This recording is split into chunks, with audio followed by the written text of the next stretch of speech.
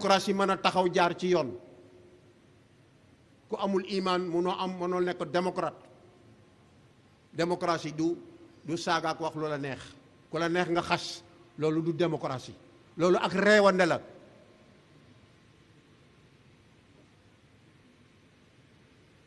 ma ne ku la neex nga xas lu la neex nga wax ci nga nekk koo xamee ne ki xale yi dañ lay roy ëllëg danger la.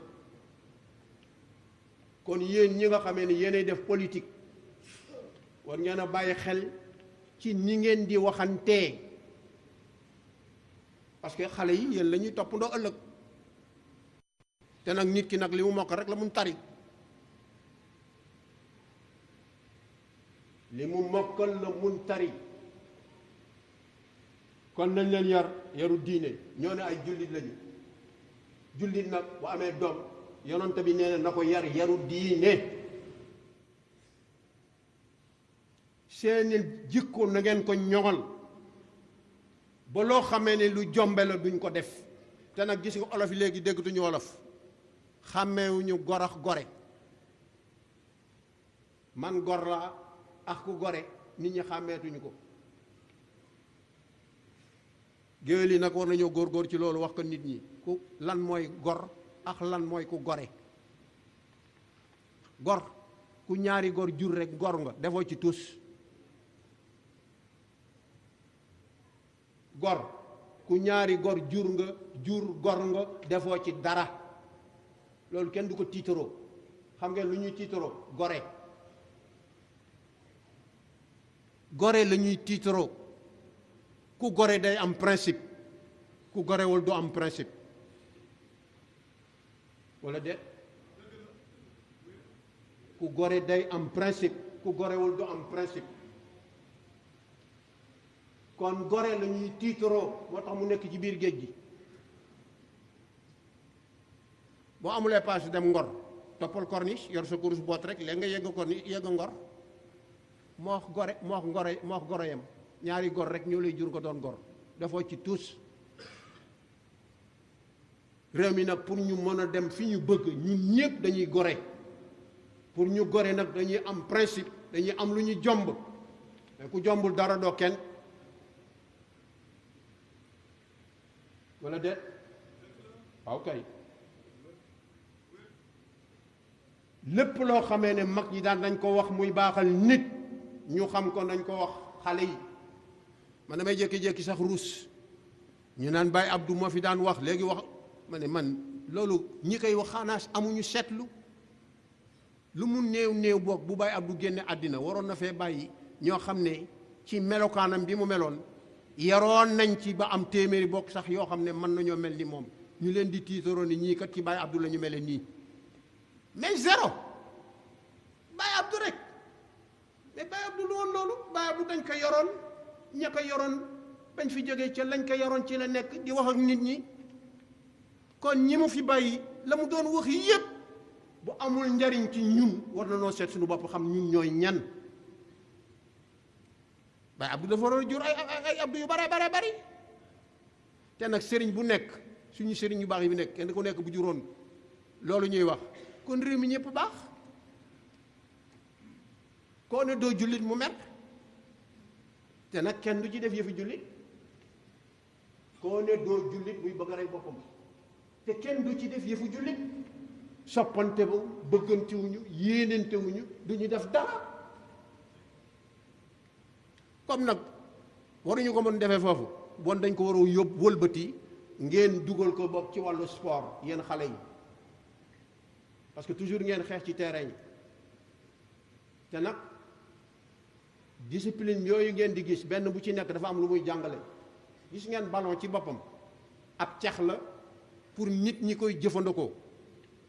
composition bi lan la deru jàmbur la ñuy jël ak garab gu ñu gaañ def ci biir ngelaw ñetti ñu ànd gis nga déggoo gi ñu déggoo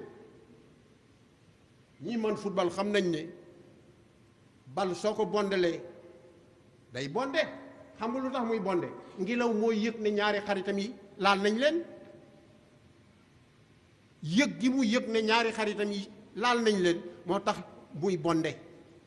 soo mu nee amortir bal du bonde ba mu ne amortir dëggantaan bal du bonde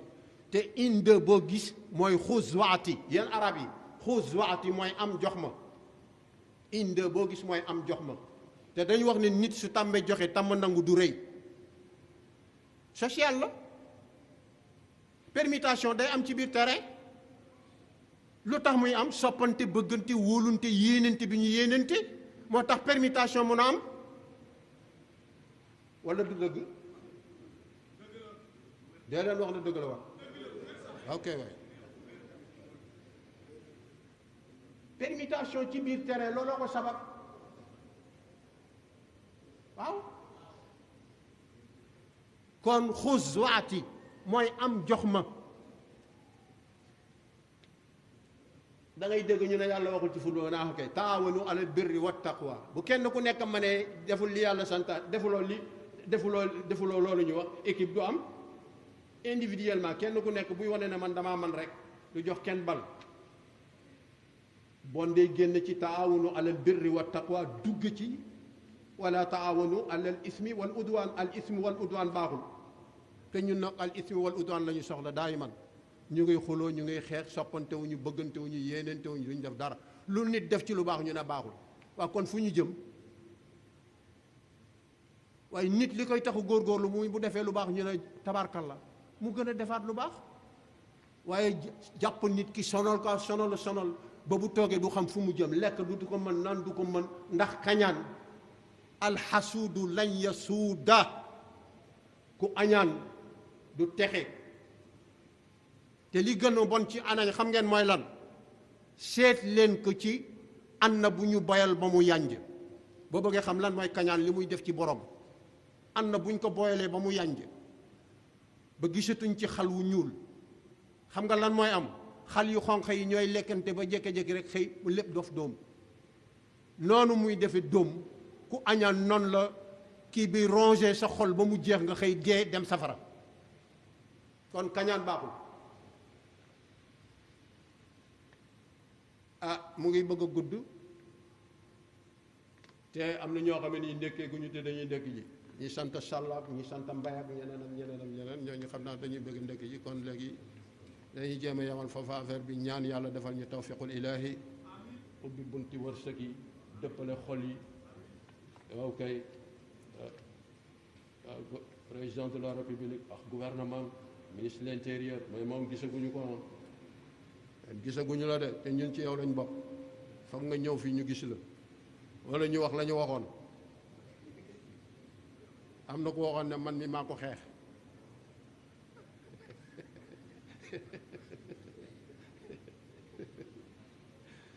kon président assemblée ñu ngi nuyu ñëpp ambassadeurs yi fi nekk yëpp ñu ngi leen di nuyu di leen ñaanal maire plateau ñu ngi koy ñaanal collectivité lébu yéen ñëpp ñu ngi leen di ñaanal man nag ci collectivité lébu laa bokk président na nga fexe wooñu ñun lébu yi ñun ndakaaru ñun ñoo ko moom looy wax ci ndakaaru wooñu am na yu ñuy dégg te neexuñu wooñu ñun lébu yi wooñu te am na lu lébu yi daan defal ñi fi jiitu collectivité lébu coutumier moo wax état ñooy ànd comme coutumier moo wax état ñooy ànd état na fexe ba wooñu lañ daan defal ñi fi nekk ñu defal ko ñi fi nekk président dégg nga li ma wax de lañ daan defal président yi fi nekk ñu defal la ko yaay président nag ñu woo ñu wax ci kon ñu def ñaan ñu ngi gërëm ñëpp di sant ñëpp waa grande mosquée ñu ngi leen di gërëm ñu ngi leen di sant léegi sama doom baay mu nga na le toog ci pied bi ak sama beneen doom baay mu ngi fii man maag naaru Beyrut yi ñoo bokk baay ñoo bokk ndey ñu ngi leen di gërëm ñu ngi leen di sant ñu ngi leen di ñaanal ñu ñaan yàlla defal leen tawfiqul ilaah ñun ñëpp ñu bokk ko ñu dàng salaatul fatiha kursi yu qul wallahu ahad qul a'uuzu bi rabbil falaq qul a'uuzu bi rabbin naas salaatul fatiha ñaan yàlla defal ñu jàmm ci réew mi yàlla mën na ko sañ na ko yàlla defal ñu ko اللهم صل على سيدنا محمد الفاتح لما أغلق والخاتم لما سبق نصر بالله والهادي إلى صراطك المستقيم وعلى آله حق قدر مقدار العظيم بسم الله الرحمن الرحيم الحمد لله رب العالمين العالمين الملك يوم الدين الله لا إله إلا هو الحي القيوم لا تأخذه سنة ولا نوم قل الله أحد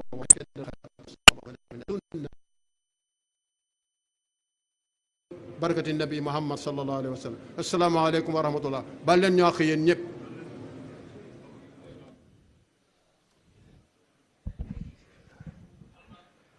waaw mu mel ni nag li nga xamante ne moo di julli korité bi jamono ji discours président rek moo si des fii ci grande mosquée bu Ndakaaru gannaaw ba nga xamante ne imam bi joxe na li nga xamante ne ñaari rakka yi ba noppi daal dinay dellu si ci li nga xamante ne moo di xutba bi. ci xutba boobu nag mu am ay poñ yu bëri yoo xamante ne dellu si na si, waaye laata boobu rek ñu des ci image yi nga xamante ne ñu ngi koy gis nii muy président de la république bi nga xamante ne mu ngi saafonteeg jamono ji ak ñi nga xamante ne ñoo di askan wi. ci loolu ñu gis imam bi mu ngi nii taxaw ak président bi ak ñenn ci membre gouvernement bi ku ci mel ni ministre de l'intérieur ak i ñeneen, le ministre d'État Mbaye Ndiaye naka noonu. kon nag bu weesoo ñooñu ñu gis ne tamit askan wi tamit teew nañ fi. ñu ngi nii ku nekk rek bëgg a jox loxoom ki nga xamante ne moo di njiitu réew mi, comme niñ koy baaxoo di defee fii ci biir Sénégal. chaque fête korité wala tabaski dañuy saafonteeg suñu biir baalante ak ñaan yàlla mu jégal ñu ci suñuy bépp rëcc-rëcc. muy loo xamante ne nag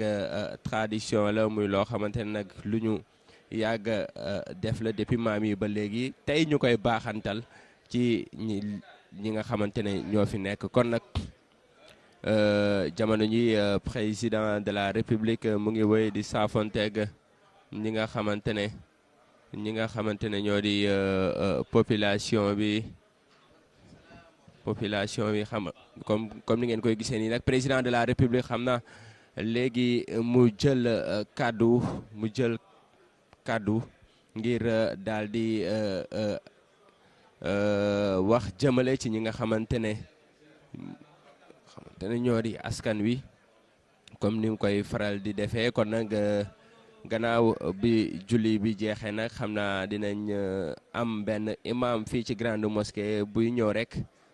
ngir dellu si xutba bi daal di ñu koy résumel nu mu gën a gaawee. ci loolu xam naa rek dinañ dalal ki nga xamante ne moo di imam Baye Laye Dieye nekk imam fii ci grande mosquée bu Ndakaaru ngir mu dellu si rek ci fi li nga xamante ne moo di xutba bi.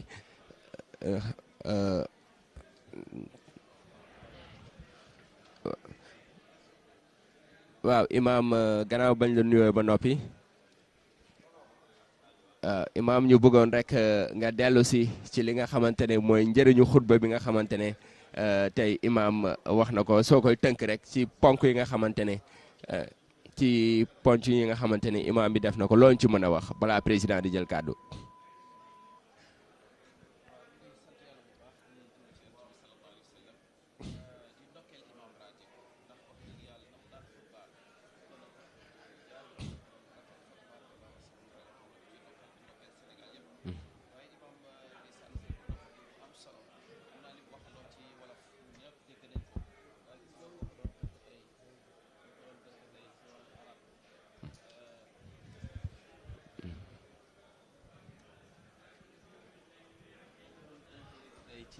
ci wàllu arab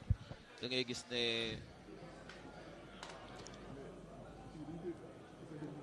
Monsieur le Président de la République,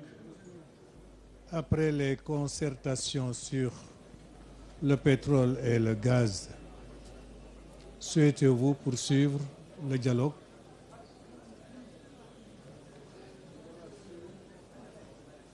Je voudrais, en cette cérémonie, en cette occasion de la fête de l'Aïd, après un mois de pénitence, d'abstention, d'abstinence, rendre grâce à Dieu et prier sur son prophète Mohammed sallallahu alayhi wa sallam. Prier également pour le pays, pour sa concorde, son unité, saluer les autorités religieuses de notre pays qui jouent un rôle d'une importance capitale dans la construction de l'unité nationale, mais aussi dans une meilleure pratique de l'islam, qui est une religion du juste milieu, une religion de paix et de tolérance. Le Sénégal a la chance d'avoir connu un islam modéré, un islam de paix, de tolérance, de concorde. Cela, nous le devons en partie à nos confréries. Et c'est pour moi l'occasion de saluer l'ensemble des khalifes généraux, aussi l'ensemble des familles maraboutiques et l'ensemble des fidèles musulmans. Au-delà, je salue l'ensemble des Sénégalais et de la Oumma en cette journée de Korité. Mon rôle en tant que président de la République, c'est de conduire aux destinées de notre pays dans la voie de la concorde nationale, dans la recherche d'une unité nationale consolidée. La raison pour laquelle j'ai fait du dialogue une méthode de gouvernance. Le dialogue a débuté tout au long de ma présence à la tête de l'État par le dialogue sectoriel dans des secteurs d'une importance capitale, l'éducation, l'enseignement supérieur. Le dialogue autour des territoires a été mené. Aujourd'hui, j'ai lancé une concertation nationale sur la gestion des ressources pétrolières et gazières. Il n'est jamais trop tard pour apporter sa pierre à l'édifice, apporter sa contribution. Je voudrais d'abord saisir cette occasion pour remercier les forces vives de la nation qui ont répondu à ce dialogue et qui ont apporté des éclairages, qui ont émis des vœux. Et naturellement, nous tiendrons compte de toutes ces préoccupations dans les formulations qui devront être retenues dans le projet de loi qui sera présenté prochainement. Mais il n'est jamais trop tard de continuer à apporter sa contribution dès lors qu'il s'agit d'une question nationale qui n'est pas partisane. Le dialogue autour des questions nationales doit pouvoir faire, en tout cas, l'unanimité, dès lors qu'on travaille pour l'intérêt national. Et j'ai bien retenu le khutbah de notre imam, Ratib, Raji Alun Sam, que je salue également, à propos de ce que doit être le comportement du musulman, de ce que doit être notre attitude les uns envers les autres. Je pense que cela a été un enseignement qui mérite d'être souligné. Et j'ai aussi bien retenu la parabole du football. Je sais que l'imam certainement a été un des grands pratiquants à l'époque, certainement. Je lui disais normalement j'aurais pu l'amener à Moscou pour qu'il fasse vraiment un message à nos joueurs, parce que ce qu'il a dit aujourd'hui, tirer des enseignements vraiment élémentaires du football, mais il en a développé des valeurs que tout musulman, que tout être humain se devrait d'appliquer. ginnaaw bu ñu sant yàlla subhanahu wa taala julli ci sang bu tedd bi Seydina Muhammad sallallahu alayhi wa sallam bi mu ñu mayee ñu fekke waat bési korité bi tey ginnaaw weeru koor nekkoon weer woo xam ne kenn ku nekk si ji na góorgóorlu si leen ko sant di nekk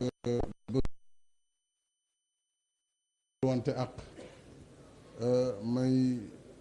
ñaan yàlla subhaanahu wa taala mu may ñu xolu mën a baal waaye xolu it di ñaan njëggal maanaam di ballu ak ñëpp ndax bés bi moo ko laaj waaye di balit ak ñëpp te di ñaan yàlla aussi ñi nga xam ne tey xëy na seen yaram dafa sutante yàlla may leen jàmm ñi nga xam ne dañu am ay jafe-jafe àdduna suñu borom aussi teggil leen ko di ñaan yàlla it nawet bi ñu dëgmal suñu borom def ci barke nga xam ne lii génn ci daaw ba ñu ñaan yàlla may ñi nga xam ne ñooy jëfandikoo suuf si muy béykat yi ñu muurloo ko ñu tàllalaat ko suñu loxo si nawet bi ñu dëgmal réew mi nag ala kuliyaalin wax du fi mën a ñàkk waaye li am solo mooy fu ñu jëm ci li nga xam ne ñun ñëpp ñoo ko bokk war nañ mën di si déggoo di ci waxtaan loolooy waral may woote du ñàkk am ku ma waxtaanal en tant que président de la république kuréel yëpp mën naa waxtaan ak ñoom waaye nag du tere lu ne loo xam ne dafa war a laaj avenir u réew mi dafa concerner avenir u réew mi danañu laaj ku nekk sa xalaat soo ko mënee nga joxe ko boo ko mënul itam xalaat yi ñu taataan déjà doy na pour ñu tënk li nga xam ne mooy njëriñu réew mi donc loolu du ma tay si di ci woote ku ci wuyu si alhamdulilah ku ci wuyu si wul it du tere ñun suñu dox dinañ ko dox waaye donc maa ngi waxaat wàllu pétrole wàllu gaz loo xam ne réew mi yëpp a ko bokk buñ ko politiquer ndax président daf fi toog diir bi mu fi war a toog dem yoonam keneen ñëw waaye li nga xam ne nag mooy koomu réew mi loolu buñ ci waree waxtaan jàpp naa ne ñëpp war nañ ci mën a indi seen xalaat ak seen xam-xam ñu xool li ñu si jëfandikoo mu des nag li ma ko waxee bu waxtaan amee imam mu ngi ñu ci koy fàttali bu dogal jotee nag ki war a dogal mooy dogal loolu itam buñ ko di fàtte waxtaan moom baax na trop waaye nag décision moom ki nga xam ne moom la yàlla dënk décision moo ko moom su boobaa tam ñu bàyyee ko ba diiru renouveler loolu jot réew mi tànnaat rek ki mu gën a wóolu ki mu jàpp ne xëy na moo gën a yelloo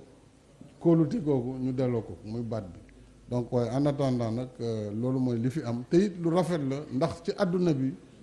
jafe na réew yoo xam ne lu ñëwagul ñu waxtaanee ko yaatal ko ku ne joxe ci sa xalaat su ko defee nguur gi nga xam ne gouvernement bi mooy doxal loolu dana xam en tout cas fu mu war a teg tànkam ak li nga xam ne mën na ko moytu loolu njëriñ rek lay doon ci réew mi kon ñu ngi sant bu baax a baax wax Sénégal nag yàlla daf ñu baaxee lislaamu jàmm ak salaam lislaamu xam-xam te fii mag ñi wax dëgg yàlla dañu jàng tarbiya bàyyi fi ndono loolu nag mu ngi law te moo waral jàmm ji am ci réew mi ak dal gi am ci réew mi lu am solo la donc loolu damay sant di gërëm di ñaanal kilifa diine yi nga xam ne tey ñoom ñooy dox ndono loolu parce que jamono ju ne dafa am ñuy incarner loolu tey mooy suñu kilifa diine yi di xalif yi di imaam yi di borom daara yi ndax ñoo ñuy jàngal suñu bopp jàngal ñu suñu lislaam jàngal ñu fu ñu war a jaar te Sénégal damay wax saa yu ne li fi am ci capitalu xam-xam ci lislaam wax dëgg yàlla soxlaatuñu jéggaane leen li fi am buñ ko toppatoowee sàmm ko yaakaar naa ne duñu naw benn réew loolu nag lu jar a sàmm la moo tax ñu ngi ñaan yàlla sàmm kilifa yooyu la sàmm réew mi sàmm waa réew mi di sant daal suñu borom di ñaan it nawet bi yàlla dafa ñu ci jàmm ak salaam maa ngi gërëm ñëpp di ndokkale ñëpp ci bés bi wasalaam. waaw mu mel ni kàddu gi leer na président de la république dellu si na ci bés bi nga xamante ne moo di korité bi saafoonteeg ñëpp baal ñëpp ak waaye tamit daal di baalu ñëpp ak di dellu si li nga xamante ne moo di concertation yi nga xamante ne mooy waxtaan bi ñu jëmale woon ci wàllu